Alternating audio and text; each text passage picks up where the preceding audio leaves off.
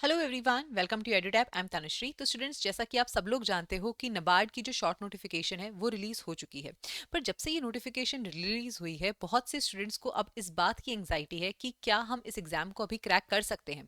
क्योंकि इससे पहले वाली वीडियो में मैंने आपको बताया था कि जो हमारी टेंटेटिव डेट है that is around 20th of December. तो अगर एग्जाम 20th ऑफ डिसम्बर को है तो आपके पास लगभग 45-46 डेज के आसपास का टाइम है जो कि अभी बाकी बचा है। अब आप सोच रहे होगे कि क्या इन 45-46 डेज के अंदर इस एग्जाम को क्रैक किया जा सकता है। अगर आप में से कोई भी स्टूडेंट ऐसा है जिसने ऑलरेडी इस एग्जाम को दिया हुआ है या जिसने अपनी प्रिपरेशन पूरी कंप्लीट कर रखी है, रिविजन्स भी जिनकी पूरी प्लान्ड है, तो आप प्लीज इस वीडियो को मत देखो क्योंकि आप ऑलरेडी सही ट्रैक पे चल रहे हो। ये बेसिकली उन स्टूडेंट्स के लिए है जिनकी प्रिपरेशन या तो इनकम्प्लीट है या जिन्होंने प्रिपरेशन अभी तक स्टार्ट नहीं करी है। तो अगर आप इस कैटेगरी के स्टूडेंट हो तो आप इस वीडियो को प्लीज पूरा देखिएगा। बट अगर आप ऑलरेडी अपनी प्रिपरेशन कर चुके हो तो फिर आप इस वीडियो को अभी मत देखना। ठीक है। अब हमें सबसे पहले ये देखना है कि इस एग्जाम में हमसे पूछा क्या क्या जाता है। बट जिससे पहले कि हम सारी स्ट्रैटेजी को डिस्कस करें, सारी चीजों को डिस्कस करें, हमारे लिए यहाँ पर ये जानना सबसे ज्यादा जरूरी है कि ये एग्जाम क्या है, इसका डिकोडेड सिलेबस क्या रहता है, इसके प्रीवियस ईयर क्वेश्चंस क्या रहते हैं, इसकी कट ऑफ क्या रहती है। तो ये सारी इन्फॉर्मेशन जो है ये हमने इस गाइड बुक में कंपाइल करी है।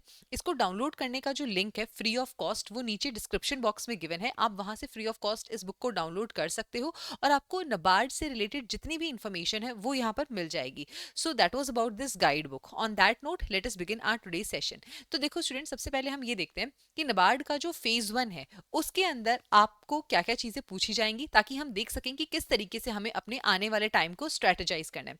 तो यहाँ पर बेसिकली आपसे 8 कंपोनेंट्स पूछे जाएंगे: reasoning, English, computer knowledge, decision making and quantitative aptitude. ये जो 5 एरियाज हैं ये आते हैं आपके नॉन मेरिट सेक्शन में। और यहाँ नॉन मेरिट कहने का मतलब है कि इन पांचों एरियाज के जो क्वेश्चंस हैं या जो इसके मार्क्स हैं वो आपकी फेज 1 की कट ऑफ कैलकुलेट करने के लिए काउंट नहीं किए जाएंगे। यहाँ आपको मात्र सेक्शनल कट ऑफ ही क्लियर करनी है। ठीक है। उसके बाद में जो बाकी बचे हमारे 3 कंपोनेंट्स हैं: GA, ESI, economics and social issues and agriculture and rural development. ये तीनों कंपोनेंट्स हमारे मेरिट सेक्शन का पार्ट है। 100 मार्क्स के ये कंपोनेंट्स होते हैं और इन्हीं 100 मार्क्स को मिला करके हमारी फेज 1 की कट ऑफ जो है वो बनती है। तो ये आपके मेरिट सेक्शन का पार्ट होता है। यहाँ पर आपको सेक्शनल और ओवरऑल दोनों कट ऑफ क्लियर करनी पड़ती हैं इन 3 कंपोनेंट्स को लेकर के। सो आई होप इसके साथ आपको नबार्ड का जो पैटर्न है वो तो समझ आ गया होगा। ठीक है। अब सवाल ये उठता है जो आपके दिमाग में आ रहा हो कि इस वक्त हमारा जो फोकस है वो मेरिट सेक्शन पर होना चाहिए या नॉन मेरिट सेक्शन पर होना चाहिए। देखो स्टूडेंट्स, इसका आंसर करने के लिए ना बेसिकली यहाँ पर कैटेगरी ऑफ स्टूडेंट्स दो बनती है हमारी। पहली कैटेगरी उन स्टूडेंट्स की है जिन्होंने ऑलरेडी किसी और एग्जाम की तैयारी करी हुई है, जैसे अगर वो पहले आरबीआई के लिए प्रिपेयर कर रहे थे या वो बैंकिंग के लिए प्रिपेयर कर रहे थे। सो इन वन वे और the other they have already prepared the quant, reasoning and English part at least for some other examination. अगर आप इस कैटेगरी के स्टूडेंट्स हो तो आपका मेजॉरिटी ऑफ फोकस जो है वो मेरिट सेक्शन के ऊपर ही होना चाहिए। लेकिन अगर आप एक ऐसे एस्पिरेंट हो जिसने इससे पहले कभी कोई एग्जाम नहीं दिया, कोई पेपर नहीं दिया, तो स्टूडेंट्स उस केस के अंदर आपका सबसे ज्यादा फोकस जो है वो मेरिट सेक्शन पर होना चाहिए। लेकिन साथ के साथ आपको नॉन मेरिट सेक्शन के लिए भी टाइम निकालना पड़ेगा, एटलीस्ट इतना कि आपकी सेक्शन कट ऑफ जो है वो एक हिंड्रेंस यहाँ पर ना बने। ठीक है।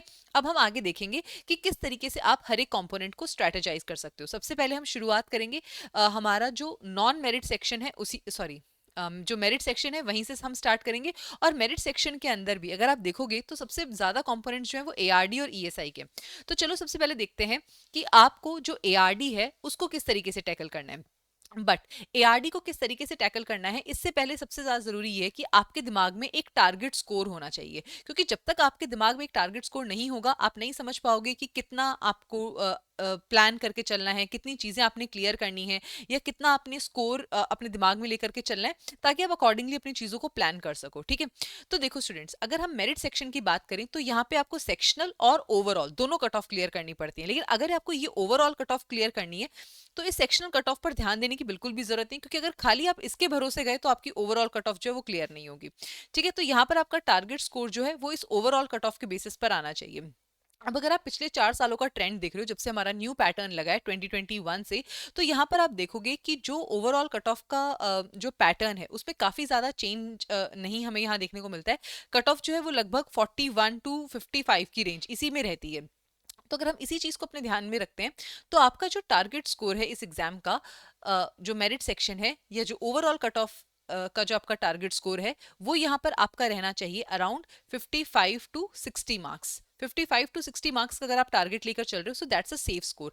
लेकिन अब हमारा इंडिविजुअल टारगेट कितना होना चाहिए, देखो अगर मैं इंडिविजुअल टारगेट की बात करती हूँ तो ईएसआई में आपके जो मार्क्स हैं they should be around 25 to 30 out of 40। This should be your target score as far as ESI is concern. Now as far as ARD is concern, again your target score can be anywhere between 23 to 27 marks. Now if I talk about GA, so here your target score can be around 7 to 8 marks. So these are your target scores as far as all these three sections are concerned, and this is your overall target score as far as the phase 1 is concerned. तो आप आगे आप जो भी चीजों को strategize करोगे वो इन्हीं target scores और इसी overall score को ध्यान में रखते हुए करोगे, ठीक है। उसके बाद में बात आती है एग्रीकल्चर एंड रूरल डेवलपमेंट की, कि इस एग्रीकल्चर एंड रूरल डेवलपमेंट का जो कंपोनेंट है उसके लिए आप चीज़ों को कैसे प्रिपेयर कर सकते हो। सो देखो स्टूडेंट्स, आप चाहे किसी भी कोचिंग मटेरियल को रेफर कर रहे हो या जो भी आपके सोर्सेज हो उनको आप रेफर कर रहे हो, so let me tell you कि there are around 18 to 20 topics, 18 से 20 टॉपिक्स होते हैं जो हमारे एआरडी के पार्ट में आते हैं। और जैसा कि जॉर्ज ऑरवेल ने अपनी बहुत ही फेमस बुक में कहा था कि all the animals are equal but some animals are more equal than others, ठीक है। तो एनिमल फार्म जो एक बुक थी उसका ये उसमें ये लिखा गया था। सो सिमिलरली ऑल्दो यहाँ पे 18 to 20 जो चैप्टर्स हैं ये हमसे पूछे जाते हैं, लेकिन इन चैप्टर्स में से कुछ चैप्टर्स हमारे ज्यादा इंपॉर्टेंट होते हैं, वहां से ज्यादा मार्क्स के का जो पेपर है वो हमें देखने को मिलता है। So here is the list of those 10 most important chapters as far as the ARD is concern. अगर आप देखोगे तो ओवरऑल 20 to 25 मार्क्स का जो हमारा पेपर है वो इन्हीं 10 चैप्टर्स से हमें देखने को मिलता है। तो अगर आपने अभी तक कोई भी तैयारी शुरू नहीं करी है और अगर आप तैयारी शुरू भी कर दी है लेकिन एआरडी अभी तक स्टार्ट नहीं किया है, तो ये 10 चैप्टर्स हैं जो कि आपके प्रायोरिटी एरियाज होने चाहिए। इन्हीं 10 चैप्टर्स को आप सबसे पहले पढ़ोगे और सबसे ज्यादा अच्छी तरीके से पढ़ोगे, right. So I hope this clarifies a lot of things to you कि एआरडी जो है वो हमें किस तरीके से प्रोसीड करनी है। आपको ये 20 to 25 चैप्टर्स जो है आपको इन पर बहुत ज्यादा फोकस करना है, ठीक है। उसके बाद में आता है हमारा ईएसआई का पार्ट। देखो ईएसआई के अंदर हमें ना अगर आप ओवरऑल देखोगे तो कुछ इस तरीके का हमारा ईएसआई का पेपर दिखता है। ईएसआई 2024 के अंदर out of 40 marks around 38 to 39 marks का हमारा करंट अफेयर्स पूछा गया था और 1 to 2 मार्क्स का ही केवल हमसे स्टैटिक पार्ट यहाँ पर पूछा गया था, ठीक है। और अगर हम ईएसआई का जो करंट अफेयर्स का पार्ट है उसमें भी देखते हैं कि कौन कौन सी चीजें जो हमसे यहाँ ज्यादा पूछी जाएंगी, तो सबसे ज्यादा वेटेज जो थी that was of government schemes. 14 questions were directly from the government schemes. उसके बाद में जो ईएसआई करंट अफेयर्स थे वहां से हमसे 11 क्वेश्चंस जो थे वो पूछे गए थे। इसके बाद में यहाँ पर एआरडी करंट अफेयर्स भी हमसे पूछा गया था। There were around 6 questions and then there were around 6 questions from the reports and indices as well, ठीक है। तो ये चार जो है ये सबसे इंपॉर्टेंट टॉपिक्स निकल कर आते हैं as far as the ESI is concerned, ठीक है। सिमिलरली अगर हम 2023 का भी पैटर्न देखते हैं तो 23 में भी सबसे ज्यादा क्वेश्चंस जो थे वो हमसे गवर्नमेंट स्कीम से ही पूछे गए थे। There were around 23 questions from the government schemes part. Then as far as the ESI current affairs is concern around 7 to 8 questions were there from the ESI current affairs. तो 2023 में भी हमें कुछ यही पैटर्न देखने को मिलता है कि government schemes, ESI current affairs, ARD current affairs, reports and indices, यही हमारा मेजर चंक ऑफ क्वेश्चंस बनता है as far as the ESI paper is concern. और इस पेपर के अंदर मेजॉरिटी ऑफ क्वेश्चंस जो होते हैं वो आपके करंट अफेयर्स से आते हैं, ना कि स्टैटिक पार्ट से, ठीक है। तो ये तो बात रही ईएसआई करंट अफेयर्स की, ठीक है। अब अगर यहाँ पर मैं थोड़ा सा जीए का भी पैटर्न एनालाइज कर लेती हूँ ताकि हम सारे करंट अफेयर्स को एक ही साथ देख लें। अगर मैं बात करती हूँ जीए की, तो जीए के अंदर भी अगर आप 2024 का पेपर यहाँ पर देखोगे तो मैक्सिमम क्वेश्चंस जो हैं वो हमसे जनरल अवेयरनेस से पूछे गए थे, जो नॉर्मल जीए वाले क्वेश्चंस होते हैं 5 मार्क्स।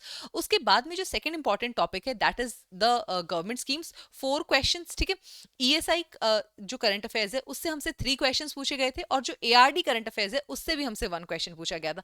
अब आप कहोगे कि मैम आप इस फाइनेंस करंट अफेयर को तो भूल ही गए। नहीं, मैं इसको भूली नहीं हूँ, ये मुझे बिल्कुल अच्छी तरीके से याद है। बट यहाँ पर जब अभी आपके पास टाइम बहुत ज्यादा कम है तो आपके प्रायोरिटी एरियाज क्या होने चाहिए हम उसके बारे में बात करते हैं। तो अगर हम इस पूरी डिस्कशन को देखते हैं तो इस पूरी डिस्कशन के बेसिस पर ये 2023 की टेबल है, आप चाहो तो एक बार इसको भी देख सकते हो कि around 9 questions were there from the GA, 5 to 6 questions were there from the government schemes, and then there were miscellaneous questions also. So again in the 2023 GA also it was the current affairs part and the government schemes part which was of the utmost importance. तो अगर हम इस सारी discussion को देखते हैं तो current affairs के अंदर हमारे प्रायोरिटी एरियाज जो हैं वो कुछ इस तरीके से निकल कर आते हैं। Number 1 is the government schemes, number 2 ESI current affairs, number 3 is ARD current affairs. ARD current affairs हमसे ARD का जो अपना सेक्शन है उसमें भी पूछे जाते हैं 8 to 10 मार्क्स के। उसके बाद में हमने देखा ESI में भी पूछे गए थे और GA में भी पूछे गए थे, ठीक है। सो ARD करंट अफेयर्स की भी अपनी एक अच्छी इंपॉर्टेंस है, and then the general awareness, ठीक है। तो ये हमारे प्रायोरिटी एरियाज होने चाहिए as far as the current affairs is concern. अब आपके दिमाग में एक डाउट आ रहा होगा, तो मैम क्या हमें ESI के अंदर स्टैटिक पार्ट को बिल्कुल भी नहीं पढ़ना? देखो स्टूडेंट्स, स्टैटिक पार्ट पढ़ना है या नहीं पढ़ना ये डिपेंड करता है कि आपकी करंट प्रिपरेशन कितनी है। एग्जाम के अंदर स्टैटिक पार्ट बिल्कुल ना के बराबर यहाँ पर हमसे पूछा गया है, लेकिन अगर आप एक ऐसे एस्पिरेंट हो जिसको इकोनॉमिक्स आती है, जो इकोनॉमिक्स के करंट अफेयर पढ़ के उसको समझ लेता है, जिसके लिए बहुत बड़ी सरदर्दी नहीं है इकोनॉमिक्स, ठीक है, तो आप को मैं कहूंगी कि इस वक्त आप ESI के जो इकोनॉमिक्स का जो स्टैटिक पार्ट है उसके ऊपर फोकस मत करिए, वो आपके लिए बहुत ज्यादा रेलेवेंट नहीं है यहाँ पर, ठीक है।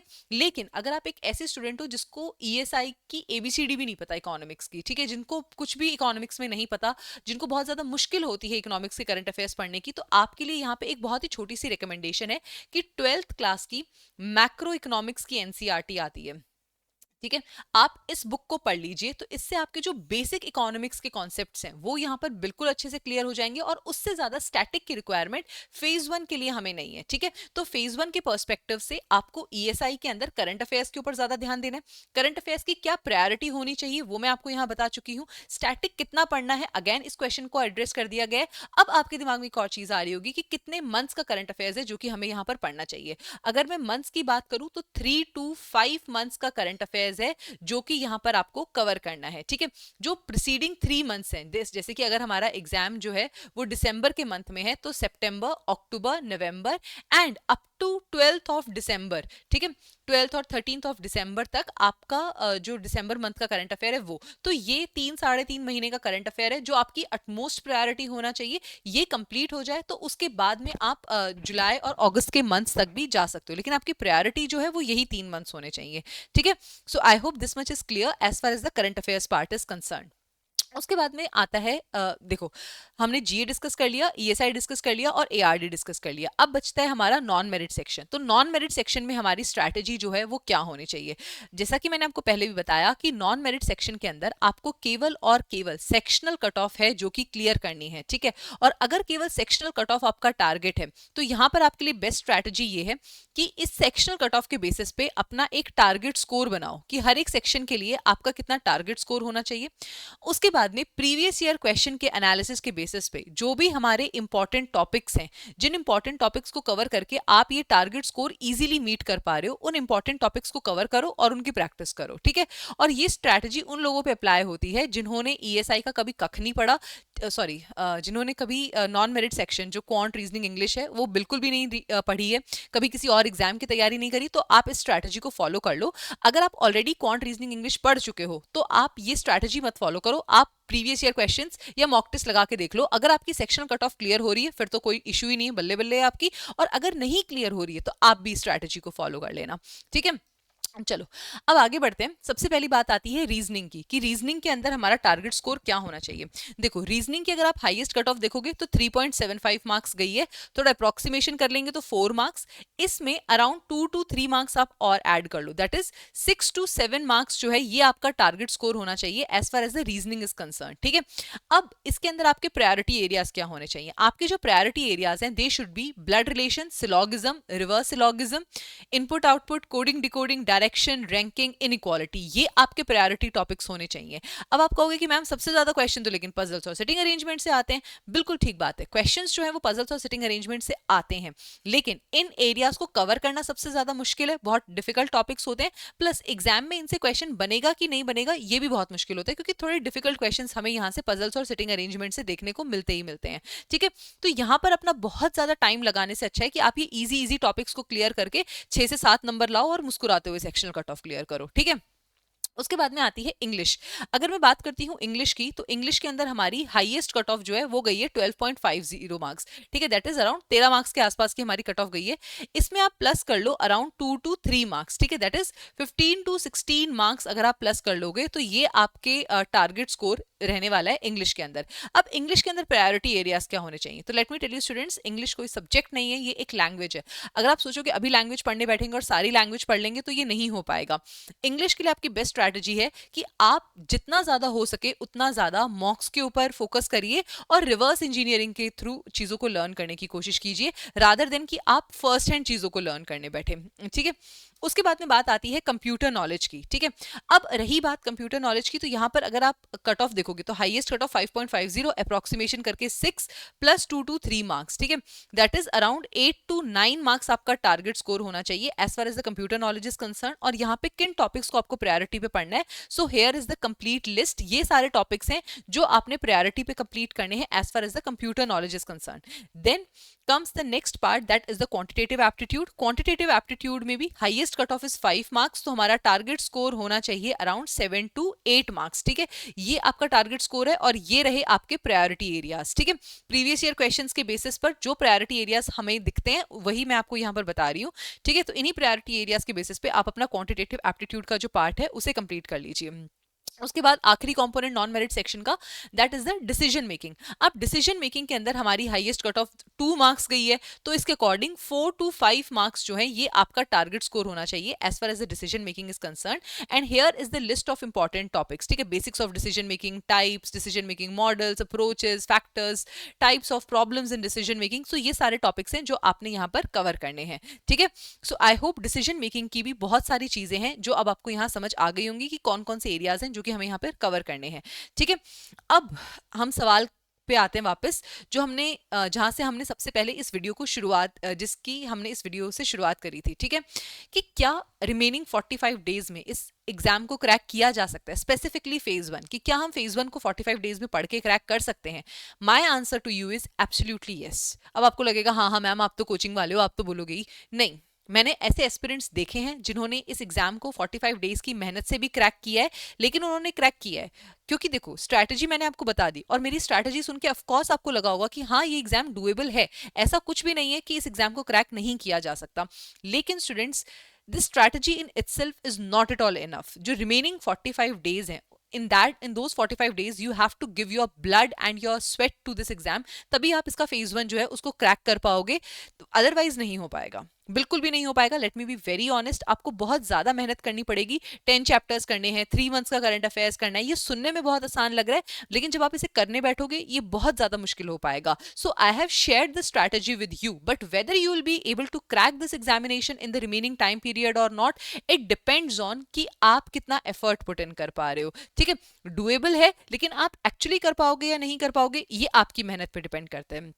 So that was all that I wanted to discuss with you as far as this particular video is concerned. Now, अगर आप किसी भी तरीके की पेड मेंटरशिप में इंटरेस्टेड हो तो आप हमारी एडुटैप की जो वेबसाइट है वहां पर जाकर नबार्ड के कोर्सेज को चेकआउट कर सकते हो। यहाँ पे हमारे पास नबार्ड का गोल्ड कोर्स है जहां पर हम फेज 1 और फेज 2 और इंटरव्यू तीनों ही फेजेस की प्रिपरेशन आपको करवाते हैं। उसके बाद में है हमारे पास सिल्वर कोर्स। सिल्वर कोर्स के अंदर हम फेज 2 और इंटरव्यू की प्रिपरेशन कराते हैं। अगर आप सेल्फ स्टडी से प्रिपेयर कर रहे हो और अपने आप को टेस्ट करना चाहते हो, then we have the phase 1 and phase 2 test series.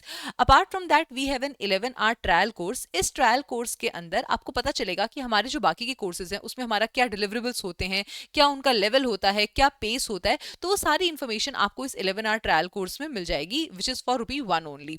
So students, these are the courses that are currently available on our EduTap website. So I hope you liked this session, and if you have certain doubts, then you can tell those doubts to me in the comment section below. I'll be more than happy to answer. And yes, एक और doubt है जो बच्चे बहुत और भी videos में पूछ रहे थे about the crash course. So yes students, we are about to launch our NABARD grade A crash course as well, so you can enroll in that also. But currently the courses, as far as the courses are concerned, so I've already told you that what are the courses which are currently available. But yes, within a day or two we are going to launch our crash courses as well for phase 1 and phase 2, wherein we will be conducting the live classes also, right? So you can refer to that also.